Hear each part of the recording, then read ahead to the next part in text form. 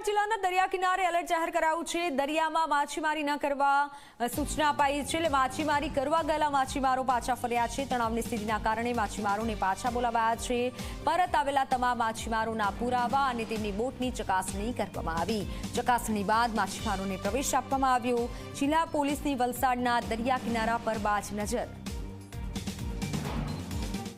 ભારત પાકિસ્તાન વચ્ચે ચાલી રહેલા યુદ્ધના તણાવના વચ્ચે જે તમામ માછીમારો છે તેઓને દરિયો ન ખેડવા માટે સૂચનો કરી દેવામાં આવ્યા છે। ત્યારે મુંબઈ અને જે ગુજરાતના દરિયામાં જે માછીમારી કરવા ગયેલા જે માછીમારો છે તેઓ પરત ફર્યા છે। ત્યારે જે વલસાડ જિલ્લા પોલીસ દ્વારા જે તમામ જે માછીમારોની જે બોટો છે તે પરત ફરી રહી છે, તે બોટો ચકાસણી કરવામાં આવી રહી છે। સુરક્ષાને ધ્યાનમાં લઈને જે વલસાડ જિલ્લાનો જે 7 કિલોમીટર લાંબો જે દરિયો છે તે દરિયો છે દરિયા કિનારાના જે વિસ્તારો છે ત્યાં આગળ જે પોલીસ છે તે હાલ તો ચકાસણી કરી રહી છે। આપ જોઈ શકો છો કે પોલીસ સ્ટાફ છે તે બોટના અંદર ઉતરીને જે તમામ ચકાસણી કરી રહ્યા છે અને જે રીતે પોલીસ દ્વારા જે સમગ્ર બોટ છે તેનું ચકાસણી કરવામાં આવી રહી છે। જે રીતે વલસાડ જિલ્લાનો જે 7 કિલોમીટરથી લાંબો જે દરિયો છે તે દરિયા કિનારાના જે વિસ્તારો છે ત્યાં આગળ જે પોલીસે તો હાલ તો સઘન ચેકિંગ હાથ ધર્યું છે। આપ જોઈ શકો છો કે વલસાડ સિટીના જે પીઆઈ છે તે શહેર પીઆઈ દ્વારા પણ જે સમગ્ર બોટ છે તેની ચકાસણી કરવામાં આવી રહી છે। અહીં આવેલા જે તમામ માછીમારો છે, માછીમારોના જે આધાર પુરાવા છે તેઓ પણ ચકાસવામાં આવ્યા છે અને તેઓ જે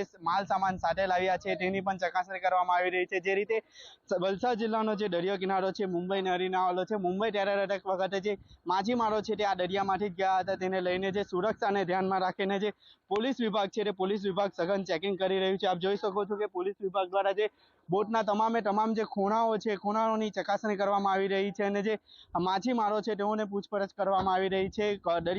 દરિયાની સુરક્ષામાં કોઈ પણ પ્રકારની ચૂક ન રહી જાય તે માટે જે વલસાડ જિલ્લા પોલીસ છે તે ખડે પગે છે અને જે દરિયા કિનારો છે ત્યાં આગળ જે એલર્ટ આપી દેવામાં આવ્યું છે અને અલગ અલગ પોઈન્ટો બનાવીને જે સઘન ચેકિંગ છે તે હાથ ધરવામાં આવ્યું છે। ઉમેશ પટેલ, ઝી મીડિયા, વલસાડ।